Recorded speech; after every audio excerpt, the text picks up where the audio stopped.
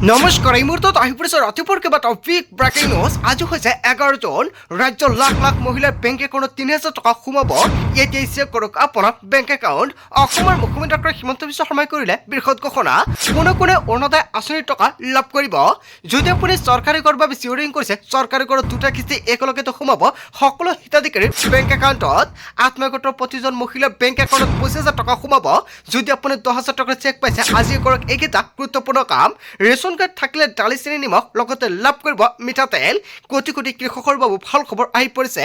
কৃষকৰ একাউণ্টত ৰেচন কিস্তি ২,০০০ টকা নহয় ৪,০০০ টকা সোমাই দিব মোদী চৰকাৰে। লগতে কেইবাটাও ৰাজনৈতিক খবৰৰ লগতে অৰাজনৈতিক খবৰ যুগুত কৰা হৈছে আজিৰ দিনটোত। গোটেই অসম তথা ভাৰতৰ বিভিন্ন প্ৰান্তৰ পৰা যুগুত হৈছে কেইবাটাও ডাঙৰ খবৰ। এনেবোৰ খবৰ নিতেও পাই থাকিবলৈ চেনেলটি ছাবস্ক্ৰাইব কৰি ভিডিঅ'ত এটা লাইক কৰিবলৈ নাপাহৰিব। আজিৰ আমাৰ প্ৰথম দশমে গুৰুত্বপূৰ্ণ খবৰ হৈছে অসমবাসীৰ বাবে এটা ডাঙৰ খবৰ। অৰুণোদয় 3.0ক লৈ মুখ্যমন্ত্ৰী ডক্টৰ হিমন্ত বিশ্ব শৰ্মাই ডাঙৰ ঘোষণা কৰিছে। কোন কোন মহিলাই নতুনকৈ লাভ কৰিব অৰুণোদয় আঁচনি প্ৰকাশ কৰিছে হিতাধিকাৰীৰ যোগ্যতা। অসমৰ মুখ্যমন্ত্ৰী ডক্টৰ হিমন্ত বিশ্ব শৰ্মাই লাখ লাখ অৰুণোদয় হিতাধিকাৰীৰ একাউণ্টত ১২৫০ টকাৰ পৰিৱৰ্তে ৩,০০০ টকা সোমাই দিব। ইয়াক লৈ নতুনকৈ আৰম্ভ হ'ব ভেৰিফিকেশ্যন। আৰু ভেৰিফিকেশ্যনত কি কি যোগ্যতা প্ৰকাশ কৰা হৈছে আৰু ভেৰিফিকেশ্যনৰ সময়ত কোন কোন মহিলাক প্ৰাধান্য দিয়া হ'ব অৰুণোদয় আঁচনিত আৰু কোন কোন মহিলাৰ নাম কৰ্তন কৰা হ'ব। নম্বৰ ১, বিধৱা অবিবাহিতা আৰু বিবাহ বিচ্ছেদ আৰু অকলশৰীয়া মহিলাই কৰিব পাৰিব আবেদন। যদি কোনো ঘৰত মহিলা আছে বিধৱা আৰু অবিবাহিতা আৰু বিবাহ বিচ্ছেদ, তেনে ক্ষেত্ৰত সেইসকল মহিলাৰ নাম নতুনকৈ তালিকাত অন্তৰ্ভুক্ত কৰা হ'ব। আৰু যদি আপুনি অৰুণোদয় আঁচনিৰ টকা পাই আছে, তালিকাত আপোনাৰ নাম অন্তৰ্ভুক্ত হৈ আছে আৰু ১ নম্বৰত আপুনি নপৰে, তেনে ক্ষেত্ৰত তালিকাৰ পৰা আপোনাৰ নাম কৰ্তন কৰা হ'ব। নম্বৰ ২, তৃতীয় লিংগৰ ব্যক্তি দিব্যাংগ অধিকাৰী আইন ২০১৬ত অন্তৰ্ভুক্ত ব্যক্তিও কৰিব পাৰিব আবেদন। আৰু যদি আপোনাৰ ঘৰত এনেকুৱা ব্যক্তি নাই, এই আঁচনিৰ পৰা বঞ্চিত হ'ব যদি পাই আছে। নম্বৰ ৩, চৰকাৰী পঞ্জীকৃত বৃদ্ধাৱস্থা বাস কৰা মহিলা হ'ব লাগিব। নম্বৰ ৪, পৰিয়ালৰ মূল উপাৰ্জনকাৰীজন বৃদ্ধ বা দিব্যাংগ হ'লে কৰিব পাৰিব আবেদন এই আঁচনিৰ বাবে। ৫, আশ্ৰয়হীন পৰিয়ালৰ মহিলাই লাভ কৰিব এই সুবিধা। অসমত নতুনকৈ লাখ লাখ মহিলাৰ একাউণ্টত অৰুণোদয় আঁচনিৰ টকা সোমাব। লগতে অৰুণোদয় আঁচনিৰ প্ৰপত্ৰ বিতৰণ কৰিব অসমৰ মুখ্যমন্ত্ৰী ডক্টৰ হিমন্ত বিশ্ব শৰ্মাই। আৰু কোন কোন মহিলাক অৰুণোদয় আঁচনিত প্ৰাধান্য দিয়া হ'ব আৰু কাৰ কাৰ নাম কৰ্তন কৰা হ'ব, ইয়াক লৈ কেইবাটাও SOP জাৰি কৰিছে। নম্বৰ ৬, ভিক্ষাবৃত্তিত নিয়োজিত মহিলাই লাভ কৰিব এই সুবিধা। নম্বৰ ৭, ৰেচন কাৰ্ডৰ হিতাধিকাৰীয়ে লাভ কৰিব এই সুবিধা। শীঘ্ৰে সাজু কৰক আপোনাৰ যাৱতীয় নথি পত্ৰ, কিয়নো আপুনি ১ আগষ্টৰ পূৰ্বে নতুনকৈ কৰিব লাগিব আবেদন। আৰু যদি আপোনাৰ ঘৰত অৰুণোদয় আঁচনি আছে আৰু ১ আগষ্টৰ পূৰ্বে আপোনাৰ ঘৰত ঘৰে ঘৰকৈ চৰকাৰী কৰ্মচাৰী গৈ ভেৰিফিকেশ্যন কৰিব। যদি আপুনি যোগ্য হয়, আপুনি আগষ্ট মাহত অৰুণোদয় আঁচনিৰ টকা লাভ কৰিব। আৰু যদি আপুনি অযোগ্য হয়, তেনে ক্ষেত্ৰত তালিকাৰ পৰা আপোনাৰ নাম কৰ্তন কৰা হ'ব।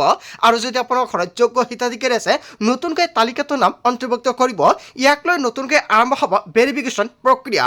আবেদনৰ বাবে প্ৰয়োজন হ'ব আপোনাৰ আধাৰ কাৰ্ড, ভোটাৰ কাৰ্ড আৰু ৰেচন কাৰ্ড, ৰঙীন ফটো আৰু বেংক একাউণ্টৰ তথ্য। যদি আপুনি এতিয়াও অৰুণোদয় আঁচনি পোৱা নাই, তেন্তে শীঘ্ৰে কৰক আপুনি আবেদন।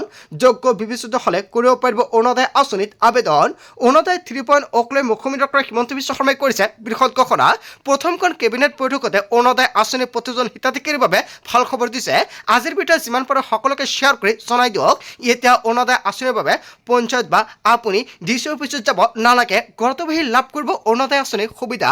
লাখ লাখ দুখীয়াৰ বাবে ভাল খবৰ। এতিয়া আপুনি ১ টকাও কাকো দিব নালাগে, কোনো দালালকো আপুনি ১ টকা দিব নালাগে। ডাইৰেক্ট আপোনাৰ বেংক একাউণ্টত অৰুণোদয় আঁচনিৰ টকা সোমাই যাব। তাৰপিছত অসমবাসী ৰাজুক জনাইছে আমাৰ পৰৱৰ্তী অসমীয়া গুৰুত্বপূৰ্ণ খবৰ। লগতে এটা ডাঙৰ খবৰ আহি গ'ল লাখপতি বাইদেউৰ তালিকা। লাখপতি বাইদেউ আঁচনিৰ পিক আপডেট আহি পৰিছে। মুখ্যমন্ত্ৰী ডক্টৰ হিমন্ত বিশ্ব শৰ্মাই কৰিলে ডাঙৰ ঘোষণা। কোন মাহৰ কোন সমষ্টিত কেতিয়া বিতৰণ কৰা হ'ব ধনৰাশি। মুখ্যমন্ত্ৰী ডক্টৰ হিমন্ত বিশ্ব শৰ্মাই গোটৰ মহিলালৈ দিলে এটা ভাল খবৰ। আপুনি আত্মীয়গোটত ১০,০০০ টকাৰ চেক পাইছে নেকি? তেনে ক্ষেত্ৰত অতি শীঘ্ৰে আপোনালোকৰ বেংক একাউণ্টত ২৫,০০০ টকা সোমাই দিব অসমৰ মুখ্যমন্ত্ৰী ডক্টৰ হিমন্ত বিশ্ব শৰ্মাই। যোগ্য মহিলাৰ নাম বাদ পৰিছে নেকি আঁচনিৰ পৰা? তেনে ক্ষেত্ৰত আপোনালোকৰ বেংক একাউণ্টত ৩৫,০০০ টকা সোমাই দিব। যদি আপোনাৰ তালিকাত নাম থকা সত্ত্বেও আপোনাৰ বেংক একাউণ্টত ১০,০০০ টকাৰ চেক পোৱা নাছিলে, তেনে ক্ষেত্ৰত অসমৰ মুখ্যমন্ত্ৰী ডক্টৰ হিমন্ত বিশ্ব শৰ্মাই ২৫,০০০ টকাৰ লগতে ১০,০০০ টকা এড কৰি মুঠ ৩৫,০০০ টকা প্ৰদান কৰিব। ইয়াক লৈ মুখ্যমন্ত্ৰী ডক্টৰ হিমন্ত বিশ্ব শৰ্মাই বৃহৎ ঘোষণা কৰিছে। আহি গ'ল লাখপতি বাইদেউৰ বাবে এখন নতুন তালিকা। তালিকাত আপোনাৰ নাম অন্তৰ্ভুক্ত হৈ আছিল নেকি? বা যদি আপুনি যোগ্য তথাপিও তালিকাৰ পৰা আপোনাৰ নাম কৰ্তন কৰা হৈছে, তেনে ক্ষেত্ৰত আপোনাৰ বাবে ভাল খবৰ খবৰ আহি পৰিছে মুখ্যমন্ত্ৰী ডক্টৰ হিমন্ত বিশ্ব শৰ্মাই আপোনাৰ বাবে দিছে এটা সোণালী সুযোগ নতুনকৈ আপোনালোকৰ বেংক একাউণ্টত ৩৫,০০০ টকা লাভ কৰিব যিসকল মহিলাই ১০,০০০ টকাৰ চেক পাইছে সেইসকল মহিলাক ২৫,০০০ টকা সোমাই দিব কিন্তু কেতিয়া এই টকা দিব এতিয়ালৈকে তাৰিখ ঘোষণা কৰা নাই যেতিয়াই ঘোষণা কৰিব নিশ্চয় সম্পূৰ্ণকৈ জনাই দিম তাৰ পিছত অসমবাসী ৰাজক জনসমাৰ পৰৱৰ্তী খুবেই গুৰুত্বপূৰ্ণ খবৰ লগতে এটা ডাঙৰ খবৰ PM কিষাণৰ ধনক লৈ আহি গ'ল ডাঙৰ খবৰ ২,০০০ টকাৰ পৰিৱৰ্তে ৪,০০০ টকালৈ বৃদ্ধি কৰা হ'ব কৃষক সন্মানিধিৰ ধনৰাশি ৬,০০০ৰ বিপৰীতে কৃষকে লাভ কৰিব বছৰি ১২,০০০কৈ টকা PM কিষাণৰ লগতে লাভ কৰিব মুখ্যমন্ত্ৰী কিষাণ কল্যাণ যোজনা চৰকাৰে ধন বিতৰণৰ বাবে সাজু কৰিছে বিশেষ এটা তালিকা এই মাহতে কৰি লওক এইকেইটা গুৰুত্বপূৰ্ণ কাম অন্যথা বঞ্চিত হ'ব ধন লাভৰ পৰা হিতাধিকাৰীৰ বাবে মুকলি কৰা হৈছে টোল ফ্ৰী নম্বৰ PM কিষাণৰ তালিকাত আপোনাৰ নাম অন্তৰ্ভুক্ত হৈ আছেনে যদি আপুনি এতিয়ালৈকে KYC কৰা নাই অতি শীঘ্ৰে আপুনি KYC কৰক আৰু জুন মাহতে আপুনি কৰিব লাগিব যদি আপুনি লেণ্ড চেডিং কৰা নাই মাটিৰ নথিপত্ৰ কিবা সমস্যা আছে আপোনালোকে এগ্ৰিকালচাৰ অফিচত গৈ সমস্যাখিনি সমাধান কৰি লৈ ল'ব পাৰিব যদি আপোনাৰ বেংক একাউণ্টৰ লগত আধাৰ কাৰ্ড লিংক কৰে অতি শীঘ্ৰে বেংকত গৈ আধাৰ কাৰ্ডৰ লগত বেংক একাউণ্ট লিংক কৰক লগতে DBT মাধ্যমটো অন কৰি ৰাখক হিতাধিকাৰীৰ বাবে মুকলি কৰা হৈছে টোল ফ্ৰী নম্বৰ যদি কিবা সমস্যা হয় আপোনালোকে দিব পাৰিব অভিযোগ তাৰ বাবে চৰকাৰৰ ফালৰ পৰা ব্যৱস্থা গ্ৰহণ কৰিছে সেভ কৰি লওক অন 12526 অন অথবা অন 80001155 আৰু 26 আৰু আন এটা নম্বৰ হৈছে 01123381092 এই তিনিটা নম্বৰ সেভ কৰি ৰাখক আপোনাৰ মোবাইল ফোনত যদি আপোনাৰ বেংক একাউণ্টত PM কিষাণৰ টকা ৰিলিজ কৰাৰ পিছত আপোনাৰ একাউণ্টত টকা নোসোমায় তেনে ক্ষেত্ৰত অভিযোগ দিব পাৰিব যদি তালিকাত নাম থকা সত্ত্বেও আপোনালোকৰ বেংক একাউণ্ট টকা নাপায় তেনে ক্ষেত্ৰত আপুনি একেটা নম্বৰতে যোগাযোগ কৰিব পাৰিব আজিৰ ভিডিঅ' যিমান পাৰে সকলোকে শ্বেয়াৰ কৰি জনাই দিয়ক তাৰ পিছত অসমবাসী ৰাজক জনসমাৰ পৰৱৰ্তী খুবেই গুৰুত্বপূৰ্ণ খবৰ লগতে এটা ডাঙৰ খবৰ অসমত হিন্দু বিপদত নাই বিপদত আছে খিলঞ্জীয়া সাহেব নিজৰ অস্তিত্বৰ সংকটত আছে খিলঞ্জীয়া বিপদত আছে অসম চুতীয়া বড়োসকল নিজৰ সন্মানৰ কাৰণে এতিয়া কান্দিব থাকিবলগীয়া হৈছে খিলঞ্জীয়াসকল হিন্দুক লৈ ৰাজনীতিহে কৰা হৈছে কিন্তু আইমাতে সন্মান নিদিয়াকৈ ৰাজনীতি নকৰিব এনেকুৱাকৈ কেইবাটাও বৃহৎ মন্তব্য কৰিছে কিন্তু কোনে এনেকুৱাকৈ মন্তব্য কৰিছে অলপ পিছত জনাই আছো TSD প্ৰাণ আহুতি দিয়াৰ পিছতহে আমি অসমখন পাইছোঁ হিন্দুত্বক পূজা কৰি জাতিক পাহৰিলে নহ'ব অসমত খাটেমে আছে যদি খিলঞ্জীয়াহে আছে মন্তব্য কৰিছে কাৰ্বি ছাত্ৰ নেতা লিটছন ৰংফাঙৰ হয় এটা ডাঙৰ খবৰ আহি পৰিছে আচলতে লিটছনে যিটো মন্তব্য কৰিছে জনতাই কি ক'ব আচলতে অসমত হিন্দুৰ বিপৰীতে নাই নেকি আৰু তাৰ বিপৰীতে বিপদত আছে নেকি খিলঞ্জীয়াসকল জনতাৰ মন্তব্যটো নিশ্চয় কমেণ্ট বক্সত জনাই দিব তাৰ পিছত অসমবাসী ৰাজক জনসমাৰ পৰৱৰ্তী খুবেই গুৰুত্বপূৰ্ণ খবৰ লগতে এটা ডাঙৰ খবৰ 30 দিনৰ ভিতৰতে বনাঞ্চলৰ ভূমি এৰিব লাগিব বেদখলকাৰী ৰাজ্যৰ বিভিন্ন প্ৰান্তত যিকোনো মুহূৰ্তত উচ্ছেদ অভিযান চলাব চৰকাৰৰ ফালৰ পৰা চৰকাৰ প্ৰশাসনে কেইবাটাও গুৰুত্বপূৰ্ণ সিদ্ধান্ত গ্ৰহণ কৰিছে গুৱাহাটী হাইকোৰ্টৰ বৃহৎ ৰায়দান সংৰক্ষিত বনাঞ্চলৰ ভূমি এৰি নিদিলে কঠোৰ ব্যৱস্থা লোৱা হ'ব আৰক্ষী প্ৰশাসন আৰু বন বিভাগ ৰাজ্য চৰকাৰলৈ কঠোৰ নিৰ্দেশনা বেদখলকাৰীৰ বিৰুদ্ধে কঠোৰ ব্যৱস্থা ল'ব পাৰিব 30 দিনৰ ভিতৰতে বনাঞ্চলৰ ভূমি এৰিবই লাগিব নহ'লে বিপদ নিশ্চিত আপোনাৰ অঞ্চলত যদি ভয়ংকৰভাৱে উচ্ছেদ অভিযান চলে তেনে ক্ষেত্ৰত আপুনি একো কৰিব নোৱাৰিব আপুনি বনাঞ্চল এৰিয়াত বসবাস কৰি আছে নেকি তেনে ক্ষেত্ৰত আজি আপুনি সাৱধান হওক আৰু আপুনি ঘৰ বাৰী এৰি দিয়ক নহ'লে আপুনি কিন্তু ভয়ংকৰ বিপদৰ সন্মুখীনত পৰিব তাৰ পিছত অসমবাসী ৰাজক জনসমাৰ পৰৱৰ্তী খুবেই গুৰুত্বপূৰ্ণ খবৰ লগতে এটা ডাঙৰ খবৰ সংকটৰ সময়ত মধ্যপ্ৰাচ্যৰ মুছলমান দেশ সহায় কৰিব ভাৰতক হৰমুজক বৰ্জন কৰিবলৈ সাজু হৈছে ভাৰত নতুন পথেৰে ভাৰতলৈ আহিব তেল দেশৰ সংকট শীঘ্ৰে দূৰ হ'বলৈ গৈ আছে ভাৰতৰ হৰমুজ প্ৰণালীৰ ওপৰত আৰু নিৰ্ভৰ নকৰে ভাৰতে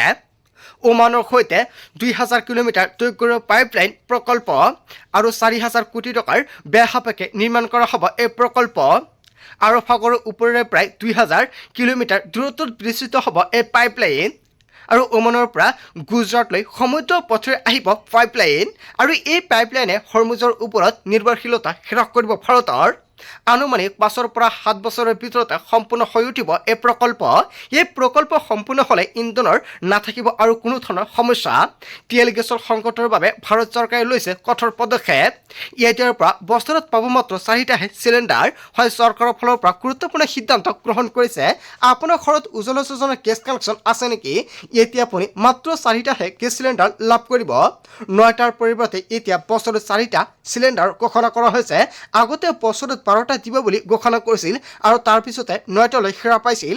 এতিয়া আকৌ 4টালৈ হেৰা পাইছে। যদি আপোনাৰ ঘৰত ৰন্ধন গেছ আছে তেনে ক্ষেত্ৰত আপোনাৰ বাবে এটা বেয়া খবৰ। বিপদত পৰিব দেশৰ প্ৰায় 11 কোটি হিতাধিকাৰী। সংকটৰ সময়ত মধ্যপ্ৰাচ্যৰ মুছলমান দেশে সহায় কৰিব ভাৰতক। তাৰ পিছত অসমবাসী ৰাজুক জনসমাৰ পৰৱৰ্তী খুবেই গুৰুত্বপূৰ্ণ খবৰ। লগতে এটা ডাঙৰ খবৰ, কোনোৱে অসমীয়া গো বেক ক'লে মোৰ খং উঠে, কেইবাটাও বৃহৎ মন্তব্য কৰিছে বিজেপি নেতাই। অসমীয়া গো বেক কোৱা সকলো কঠোৰ শাস্তি দিব লাগে, কঠোৰ আইন আনি বিহিত ব্যৱস্থা গ্ৰহণ কৰিব লাগে। সংঘাত বেলেগ বস্তু, কিন্তু গো বেক দিলে সহ্য নহয়। এনেধৰণে কথা ক'লে সমাজত বেয়া বাৰ্তা যায়। মহানগৰী আৰ্যনগৰৰ ঘটনাক লৈ প্ৰতিক্ৰিয়া বিধায়ক মীনাৰ শইকীয়াৰ। কোনোৱে অসমীয়া গো বেক ক'লে মোৰ খং উঠে, এনেকুৱাকৈ বৃহৎ মন্তব্য কৰিছে। তাৰপিছত অসমবাসী ৰাজুক জনসমাৰ পৰৱৰ্তী খুবেই গুৰুত্বপূৰ্ণ খবৰ। লগতে এটা ডাঙৰ খবৰ, PMAY চৰকাৰী গড়ক লৈ মুখ্যমন্ত্ৰী ডক্টৰ হিমন্ত বিশ্ব শৰ্মাৰ ডাঙৰ ঘোষণা। ৰাজ্যত নতুনকৈ 44,354টা পৰিয়ালে লাভ কৰিব PMAYৰ অধীনত চৰকাৰী গড়। ৰাজ্যত একেলগে অনুমোদন লাভ কৰিলে অবিশ্বাস্য 16,810টা নতুন পকী গৃহ। যদি আপুনি চৰকাৰী গড়ৰ বাবে আবেদন কৰিছিলে, তালিকাত নাম থকা সত্ত্বেও চৰকাৰী গড় টকা পোৱা নাই, তেন্তে আপোনাৰ বাবে ভাল খবৰ আহি পৰিছে, কিয়নো চৰকাৰী গড়ৰ প্ৰথম কিস্তি টকা ৰিলিজ কৰা হৈছে। দ্ৰুতগতিত চলিব ঘৰ নিৰ্মাণৰ কাম কাজ। পকী গড় নিৰ্মাণৰ বাবে চৰকাৰে ইতিমধ্যে মোকালি দিছে 220.12 কোটি টকাৰ বিশাল পুঁজি।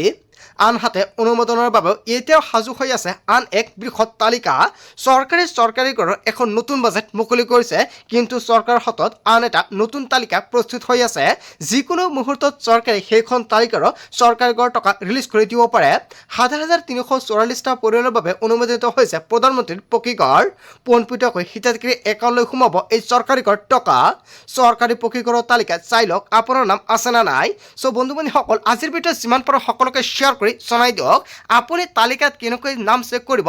যদি আপোনালোকে নাজানে নিশ্চয় কমেণ্ট কৰি জনাই দিব। নেক্সট ভিডিঅ'ত আপোনালোকক সম্পূৰ্ণকৈ জনাই দিম আপোনাৰ নাম তালিকাত আছে নে নাই।